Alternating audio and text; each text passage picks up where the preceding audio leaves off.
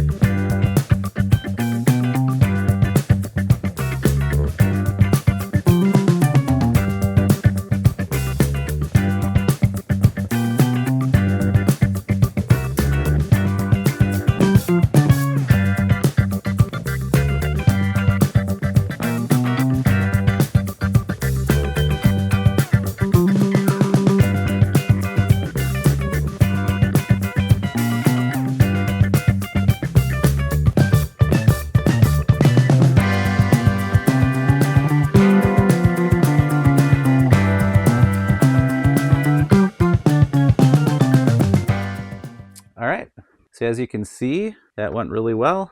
Got it down to a more manageable 12-inch depth now.